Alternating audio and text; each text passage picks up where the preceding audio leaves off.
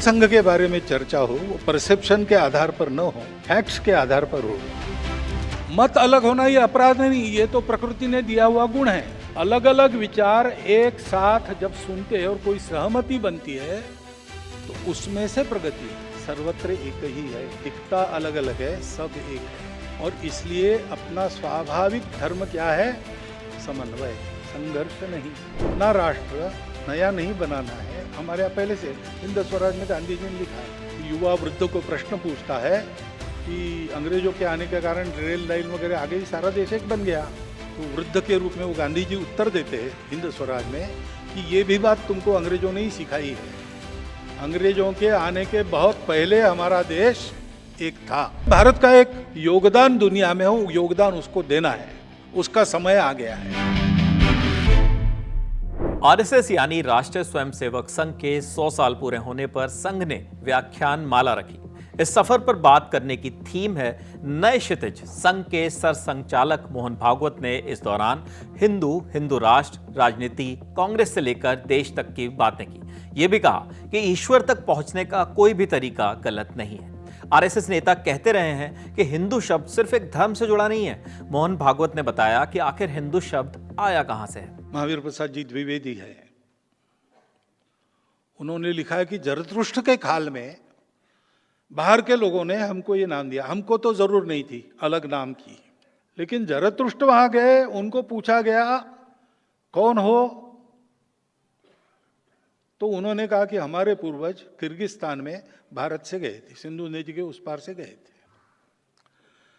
अब उस समय ईरान के लोग सिंधु नदी के उस पार वालों को हनत कहते थे, उसका हनदू हो गया, हिंदू हो गया। ये एक कथा है। दूसरी कथा है कि ऐसा कहने के बाद ईरान के लोगों ने इस्राएल के लोगों के पूछने पर यहूदियों को कहा कि हमारा एक हिंदू गुरु है। और वो बात घूमते घूमते अपने पश्चिम किनारे पर व्यापार के जरिए आ गई। व्यापारियों ने पकड़ा वो शब्द, लेकिन ठीक है, उनको शब्द से क्या करना है, सौदा पटने से काम है, व्यापार चलता रहा। इंटेलेक्चुअल लोगों के पास वो आ गया, तब अपने पुराणों में आ गया, तम देव निर्मितम देशम हिंदुस्थानम प्रचक्षते। लोक भाषा में आने को बहुत समय लगा, और लोक भाषा में जो शब्द आते हैं वो संतों की पकड़ में आते हैं। इसलिए गुरु नानक देव जी के वाणी में पहले ये मिलता है, हिंदुस्तान खसमाना किया, तुर्कस्तान खसमाना, खुरासान खसमाना किया, हिंदुस्तान डराया। वो उन्होंने वर्णन किया है बाबर के अत्याचारों का, और कहा है कि न हिंदू महिलाओं का शील बचा, न मुस्लिम महिलाओं की असमत बची। अब ये सोचते तो ध्यान में बात आती कि उन्होंने दो क्यों शब्द उपयोग किए। क्योंकि जैसे उस समय मुसलमान थे हमारे देश में, हमारे देश के कन्वर्टेड मुसलमान थे, लेकिन दूसरी तरफ मुसलमान क्यों कहा होगा, तो स्वाभाविक है, अल्लाह को मानते हैं, कुरान को मानते हैं, पैगंबर साहब को मानते हैं, वही होते हैं मुसलमान। तो हिंदू कहने से कोई मान्यता नहीं है। एक ईश्वर को मानने वाला हिंदू नहीं है। नहीं, ईश्वर के अनेक रूप है हिंदू में, 33 करोड़ है ऐसा कहते हैं। और एक ग्रंथ नहीं है, न कोई एक गुरु है। तो अनेक थे उस समय, बौद्ध थे, जैन थे, शैव थे, शाक्त थे, अनेक प्रकार के पंथ संप्रदाय, रिलीजन्स अनेक थे। लेकिन एक स्वभाव था जो इन सबको जोड़ता था। वो स्वभाव ये था कि इन सबको स्वीकार करते थे। विश्व में जितने तरीके हैं पूजा के, वो सब एक ही जगह पहुंचेंगे, कोई तरीका गलत नहीं है। हिंदू राष्ट्र के जरिए आखिर संघ कहना क्या चाहता है, भागवत ने यह भी बताया। हिंदू राष्ट्र की बात करते हैं हम, तब भी प्रश्न खड़े हो जाते हैं, क्योंकि राष्ट्र का हम ट्रांसलेशन करते नेशन, वो कंसेप्ट वेस्टर्न कंसेप्ट है। नेशन के साथ स्टेट जुड़ता है, राष्ट्र के साथ स्टेट आवश्यक नहीं है। हमारा राष्ट्र है, पहले से है। हिंदू शब्द निकाल के आप विचार करो, हमारा राष्ट्र पहले से, गांधी जी ने भी कहा है। एक राष्ट्र के नाते हम लड़े हैं, बार बार लड़े हैं। उत्तर से दक्षिण, पूर्व से पश्चिम हमारा संचार रहा है। पूरे देश के साथ हमारी सेंसिटिविटी जुड़ी है। हम एक राष्ट्र है। इस राष्ट्र में हम सर्वदा स्वतंत्र नहीं थे, लेकिन राष्ट्र था। सदा हमारे राजा नहीं थे, अंग्रेज भी राजा हो गए, तुर्क अरब भी राजा हो गए, लेकिन राष्ट्र था। एक राजा नहीं था, अनेक राजा थे, अनेक राज्य थे, अनेक व्यवस्थाएं थी, लेकिन राष्ट्र था। चक्रवर्ती थे तब भी हम यही कहते थे, चक्रवर्ती नहीं थे, अलग अलग राज्य थे, तब भी हम यही कहते थे। अंग्रेज राजा थे तब भी हम यही कहते थे, विदेशी आकर राज करते थे तब भी हम यही कहते। राष्ट्र था, सत्ता बदलती रही। हिंदू राष्ट्र शब्द का सत्ता से कोई मतलब नहीं, और हिंदू राष्ट्र के प्रखर होते, विद्यमान रहते, जो जो शासन रहा है वो शासन हमेशा पंथ संप्रदाय का विचार करने वाला शासन नहीं है।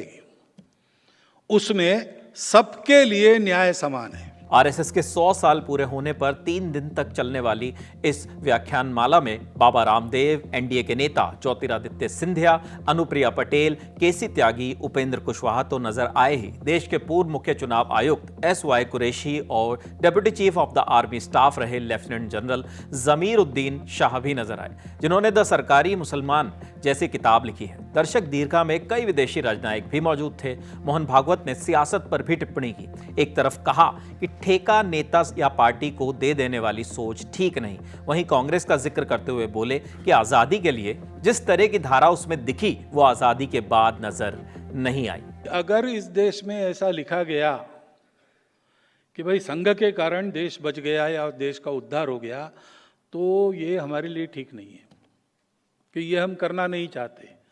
ये करना चाहते तो बहुत है, पहले से रावण से त्रस्त दुनिया, राम नहीं होते तो क्या होता, शिवाजी नहीं होते तो क्या होता। अरे भाई, कब तक आएंगे शिवाजी, कब तक आएंगे राम। भगवान भी God helps those who help themselves. हमको इसके कारण जो ठेका देने की आदत लग गई है,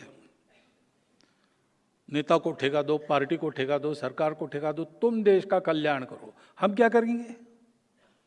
हम तुम जो कर रहे हो उसमें से मीन मेख निकालते चर्चा करते बैठेंगे। तो स्वतंत्रता के युद्ध के बाद 57 के बाद भारतीय असंतोष ठीक से व्यक्त हो और वो हानि न करे, इसलिए कुछ व्यवस्था हो रही थी, लेकिन इन सब लोगों ने उसको अपने वश में कर लिया और उसको स्वतंत्रता के लड़ाई का हथियार बनाया। इंडियन नेशनल कांग्रेस के नाम से वो धारा चली।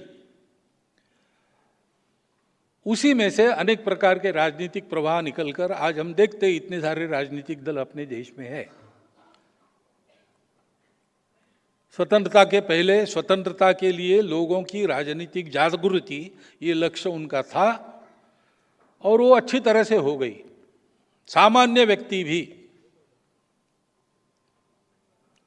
चरखा तो अपने देश का परंपरागत है, वो नई बात नहीं थी, लेकिन देश के लिए चरखा चलाना, ये बात सिखाई उस राजनीतिक आंदोलन ने। देश के लिए जीना मरना, हर काम में देश का विचार करना, ये वातावरण सारे देश में हो गया। फलस्वरूप स्वतंत्रता मिली। सशस्त्र संघर्ष भी चल रहा था, उनका भी बड़ा योगदान था। कुछ दुनिया की परिस्थिति भी थी। स्वतंत्रता प्राप्त होने के बाद उस धारा को जिस प्रकार जैसे प्रबोधन करना चाहिए उस प्रकार होता तो आज का दृश्य का कुछ अलग होता, लेकिन वैसा हुआ नहीं। ये हम सब लोग देख रहे हैं। दोषारोपण करने की बात नहीं, ये फैक्ट है। हिंदू वर्सेस ऑल वाली सोच से लेकर क्या आरएसएस किसी के विरोध के लिए बना है, जैसे सवालों का भी मोहन भागवत ने खुलकर जवाब दिया। हम हिंदू राष्ट्र कहते हैं तो किसी का विरोध कहते, ऐसा नहीं है। संघ इसमें से हुआ ही नहीं है। संघ किसी विरोध में, प्रतिक्रिया में नहीं निकला है। गुरुजी के प्रेस कॉन्फ्रेंस में गुरुजी को पूछा गया कि हमारे गांव में तो मुसलमान और ईसाई है नहीं, हमारे यहाँ शाखा का क्या काम है। गुरुजी ने कहा कि भैया तुम्हारे गांव की छोड़ दो, पूरे दुनिया में भी मुसलमान ईसाई नहीं होते तो भी हिंदू समाज अगर इस अवस्था में रहता तो संघ की शाखा की आवश्यकता थी, क्योंकि संगठन किसी के विरोध में नहीं होता। आप सब लोग कुछ ना कुछ तो व्यायाम करते होंगे, कम से कम मॉर्निंग वॉक, इवनिंग वॉक करते होंगे। आपको कोई पूछे कि आप ये व्यायाम कर रहे हैं, किसको पीटने का इरादा है? अरे भाई, व्यायाम अपने आप को तंदुरुस्त कहने के लिए। अब कभी मारपीट होती है तो व्यायाम का शरीर काम में आता है, ये बात अलग है, लेकिन व्यायाम का उद्देश्य किसी को मारने के। स्वस्थ होना शरीर की स्वाभाविक अवस्था है, संगठित होना समाज की स्वाभाविक अवस्था है, बिना उसके कोई काम सफल नहीं होता है। भागवत ने साफ किया कि संघ का एक ही लक्ष्य है, दुनिया में हमारे देश की जय जयकार हो। वो ये भी कहना नहीं भूले कि भारत का समय आ गया है। आरएसएस के 100 साल पूरे होने पर हो रही ये व्याख्यान माला 27 और 28 अगस्त को भी होगी, जिसमें सेना, खेल, विदेश नीति से जुड़े कई बड़े नाम शामिल होंगे। फिलहाल इस खबर में इतना ही। आगे जो भी नई जानकारी और खबरें आएंगी हम आप तक जरूर पहुंचाएंगे। देखते रहिए दिल ललन टॉप। शुक्रिया।